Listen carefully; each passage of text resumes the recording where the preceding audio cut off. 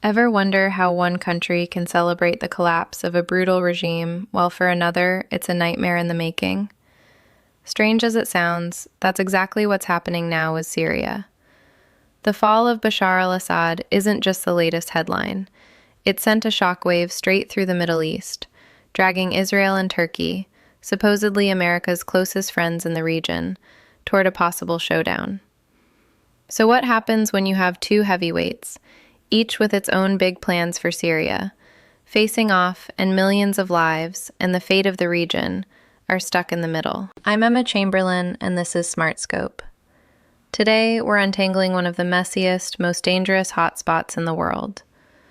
We're about to peel back the layers on how Assad's sudden exit just dialed up the stakes, putting Israel and Turkey on a collision course through the rubble of post-war Syria.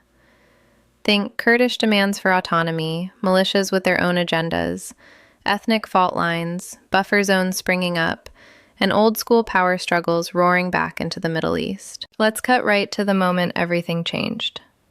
It's late 2024, after over 13 years of fighting and more than 650,000 deaths, when the Assad regime finally crumbled. The final blow came from a fierce offensive led by the Turkish-backed HTS faction. For Turkey, this was the prize at the end of a very long game, years of effort finally removing Assad and swinging Syria into Ankara's orbit. Since the Syrian uprising exploded in 2011, Turkey has been stuck next to a neighbor tearing itself apart, and it's been a headache with no easy fix. Over 3 million refugees flooded into Turkey, pushing its resources to the brink and stirring up anger on the streets back home. The U.S. threw its support behind Syrian Kurdish groups fighting ISIS, which actually helped. But, in doing so, Washington basically carved out a small, U.S.-friendly Kurdish state right on Turkey's southern border, energizing Kurdish nationalists inside Turkey and offering the PKK a safe rear base to launch attacks from. That's exactly what Turkey didn't want. Meanwhile, Assad grew more and more reliant on Russia and Iran, both of them rivals for Turkish influence in the region. So when the Turkish-backed rebels toppled Assad, all of a sudden Turkey called the shots in Syria. Russian and Iranian influence evaporated. Turkey could finally send millions of refugees home. And, maybe most important, Ankara had new leverage over the PKK, the militant Kurdish group it's battled for decades. Just a bit of background. The PKK kicked off its insurgency in the late 70s, first wanting independence, then more autonomy, but Turkey refused every time. The fight's been bloody and brutal over the years, with the Syrian Kurds setting up their own mini-state next door, backed by the US. Turkey started seeing no daylight between the PKK and this new Kurdish authority. So, with Assad out of the picture, Ankara figured it finally had the upper hand. In May 2025, the PKK actually waved the white flag, announced it was disbanding, and swore off violence for politics instead. Decades of insurgency, just like that, were over, at least for now. But Assad's fall wasn't just a Turkish win. Israel gained plenty too. For years, Assad's Syria had thrown open its doors to Iran, Israel's arch-enemy, and let it use Syrian territory to ship rockets and weapons to Hezbollah in Lebanon. Getting rid of Assad meant cutting off that pipeline, which was a huge strategic windfall for Israel. Still, Israel doesn't trust the new gang in Damascus, not for a second. HTS and its leader, Ahmed al-Sharaa, have dark, radical pasts. Al-Sharaa used to be with al-Qaeda. HTS actually started as al-Qaeda's Syrian branch, before splitting off in 2017. Al-Sharaa now denies any jihadist ambitions, says he wants peace with Israel, and has even hinted at recognition. But inside Israel's security circles, suspicion runs deep. They worry that, with enough money and stability, he'll go back to his old ways. The future feels anything but settled. Ever since the October 7th attack, Israel's been on edge, especially about anything that even hints at jihadism near its borders. Before all this, Israel saw Hamas's leader, Yahya Sinwar, as someone they could talk to. He let Gazans work in Israel, kept himself apart from the most radical groups, and seemed open to negotiation. Still, he orchestrated Israel's deadliest surprise attack. That betrayal changed everything. Now, Israel is fixated on creating buffer zones around its borders, even if it means stepping into foreign territory or breaking international law. That explains their invasion of southern Lebanon in late 2024. They saw chaos in Syria as another opportunity to do the same. The day Assad fled, Israel moved fast. Their troops rolled out from the occupied Golan Heights and grabbed most of the UN-established buffer zone. Moments later, Israeli warplanes started pounding targets all across Syria. Hundreds of strikes crippled the new government's military, wiped out their navy and air force, and destroyed chemical weapons. Then Israel demanded a new demilitarized zone in the south, patrolled by Israeli fighter jets. Any Syrian military that entered the area would be hit right away. Israel claims all this is self-defense, but nobody outside Israel really buys it. Not Syria, not Turkey. Turkey, especially, worries about Israel's aggressive moves since October 7th. Israel has invaded Lebanon and Syria, bombed both repeatedly, sent troops into Yemen and Iran, and, in the most shocking move, bombed Qatar in September 2025. That airstrike on a government compound in Doha was aimed at Hamas leaders involved in ceasefire talks. Israel missed the big names, but killed 5 lower-ranking Hamas officials and a Qatari security officer. It left everyone stunned. It was the first hit on a GCC member and a U.S. ally. Qatar hosts America's largest airbase in the region, but Washington barely responded. Qatar and Turkey are close. So now Turkey wonders, if Israel was willing to strike Qatar, what's stopping them from targeting Turkey? Israel's accused Turkey for years of aiding Hamas and letting its leaders operate in Istanbul. Turkey doesn't recognize Hamas as a terrorist group. Erdogan's welcomed them, praised them. After the Qatar strike, Turkey's government fears Israeli jets could target Hamas members on Turkish soil. And NATO or U.S. ties might not be enough to protect them. It wasn't always like this. Turkey used to be Israel's friend, the first Muslim country to recognize Israel back in 1948. Both were U.S. allies during the Cold War. Israel helped modernize Turkey's military, supplied intelligence, assisted with missile programs, and helped fight the PKK. Things got ugly after 2010, when Israelis stormed the Mavi Marmara, a Turkish civilian ship, killing 10 people trying to break the Gaza blockade.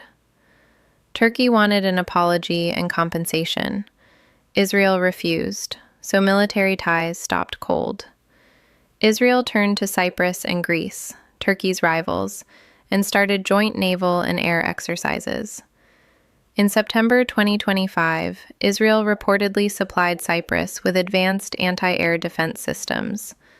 Combined with Israel's bold moves in Syria and the Qatar attack, Turkey sees a pattern, a strategy to encircle and box them in. Words between leaders are getting nastier. Erdogan's accused Israel of genocide in Gaza, joined South Africa's lawsuit, and publicly prayed for the destruction of Zionist Israel. Israeli media now calls Turkey the new Iran. Netanyahu's vowed to stop Turkey from rebuilding the Ottoman Empire, and in August 2025, even recognized the Armenian genocide, which just made things uglier. Israel's wary of Turkish ambitions in Syria, too.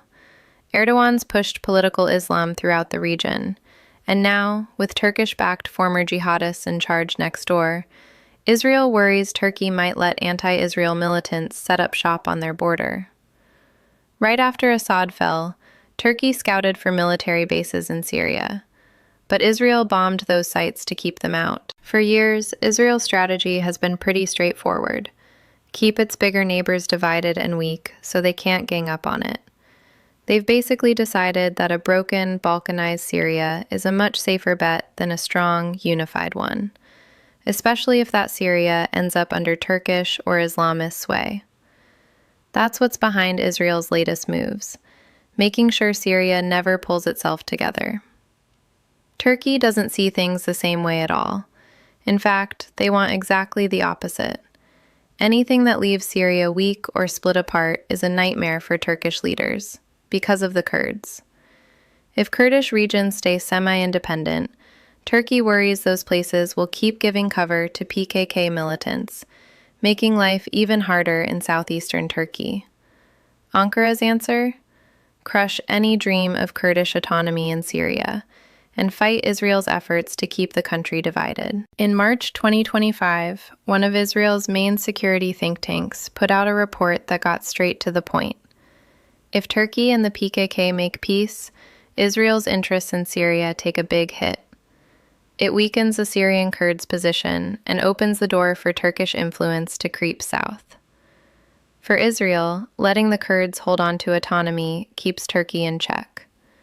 But for Turkey, Kurdish autonomy is just another security headache. The thing is, Syria's a patchwork. Sunni Arabs make up a little over half the population, but plenty of other groups call it home.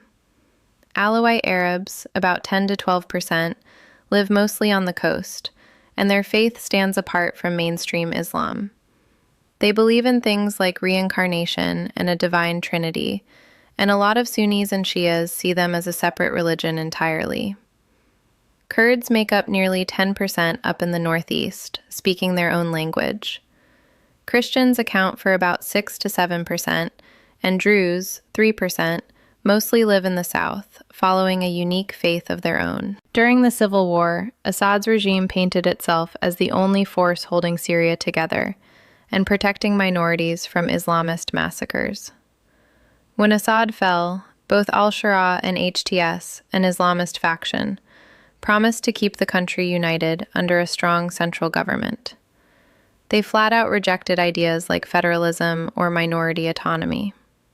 Still, their hardline positions and jihadist histories left minorities feeling both isolated and anxious about the future. By March 2025, Alawite areas on the coast erupted in insurgency against the new government. Sunni militias, including fighters linked to HTS, responded with brutal violence, killing at least 1,400 Alawite civilians in a matter of days, going door to door and targeting people by sect. Al-Shura's government made a show of promising justice, but arrests were scarce and no one faced real charges. Even a government-led probe claimed that military leaders didn't order the violence, something the Supreme Alawite Council publicly rejected. Things got even worse that July, this time in the Druze majority Soweto province in the south. After Bedouins kidnapped a Druze merchant, Druze militias swept in for revenge, and the fighting quickly spiraled out of control. The HTS government called the Druze rebels opposing central authority, and sent the army to crush them, sealing off the area and cutting outside aid. Right then, Israel spotted a chance to shift the region's power. Israel has its own sizable Druze community, around 150,000 citizens, plus another 25,000 in the Golan Heights. These Druze are deeply woven into Israeli society and the military. They were already worried about Druze on the other side of the border, so Netanyahu jumped at the opportunity, casting Israel as the protector of all Druze and launching a military intervention. He said Syria had breached the buffer zone and was massacring Druze, and sent the Air Force in. Israeli jets pummeled Syrian columns, bombed the defense ministry in Damascus, and even struck near the presidential palace. The attacks forced the Syrians to retreat within days, and the Druze secured a ceasefire, managing to hold on to autonomy, this time under Israel's protection. But let's be real. Israel was looking out for its own strategic interests, keeping a foothold in southern Syria and using the Druze as a buffer against both Islamists and Turkish influence. Supporting other minorities, like the Alawites and Kurds, to push for autonomy only further chips away at any hope for a unified Syrian state. With Israel backing them, why would the Druze, Alawites, or Kurds ever agree to al-Shura's vision of a strong, centralized country? They wouldn't, and now they're more determined than ever to resist, throwing a wrench into Turkey's whole plan. Israel and Turkey both see what's coming. The US is getting ready to pull out of Syria, probably sooner rather than later. Right now, the Trump administration leans toward Turkey's vision for the region and believes the strong central government can keep ISIS in check. Trump has even told the Syrian Kurds to get back into the fold and tried to rein in Israel's operations. But Israel knows that U.S. bases sit mostly in areas run by the Kurds, and their presence keeps Turkey from moving in on Kurdish territory. If the Americans leave, Israel worries Turkey will push deeper into Syria and chip away at Israel's interests. That gives Israel all the more reason to act fast. For Turkey, the situation looks pretty grim. Israel wants Syria split up and the Kurds to keep their autonomy. On top of that, Israel's moves to sabotage peace talks with the PKK and its growing partnership with Cyprus and Greece look like part of a bigger plan to surround Turkey. It puts Turkey's plans to relocate refugees at risk, threatens to stir up the PKK insurgency again, and even puts a dent in Erdogan's hopes for re-election in 2028. Options are running out. Another ground invasion into Kurdish areas, teamed up with HTS, would trash any hope for peace, push minorities closer to Israel, possibly restart a civil war, and make al-Shura look bad in the eyes of the West. He needs sanctions relief, and this would kill any chance of that. So maybe Turkey turns to Russia. Russia still has 2 big military bases in Syria. They might take Turkish support if it means they can keep those bases, use Turkey as a buffer against Israel, and maybe pressure the Kurds for concessions without too much fighting. But even that route's risky. Russia actually gets along pretty well with Israel. Around 1 million Israelis speak Russian, keeping ties between the two countries close, and Israel has kept neutral on Ukraine. Both sides try hard not to butt heads in Syria. Russia doesn't want Israel shipping weapons to Ukraine if they anger them, and lately Russia has stood by while allies get clobbered.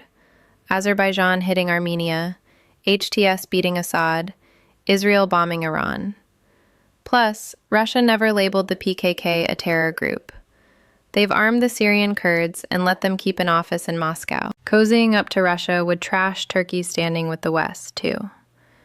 The U.S. only supports the current al-Shura/Turkey plan if there's no Russian interference.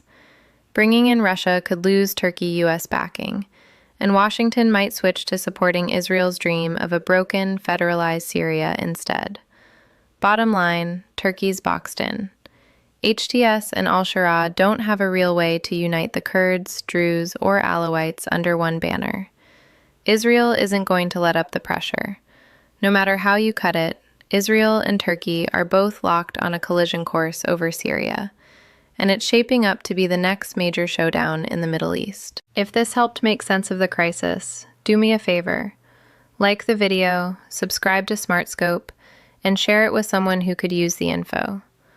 Understanding what drives these conflicts, history, identity, raw politics, is the only way we stand a chance of handling them. The looming fight between Israel and Turkey over Syria is proof. In this part of the world, the only constant is uncertainty. Thanks for watching, and see you in the next one.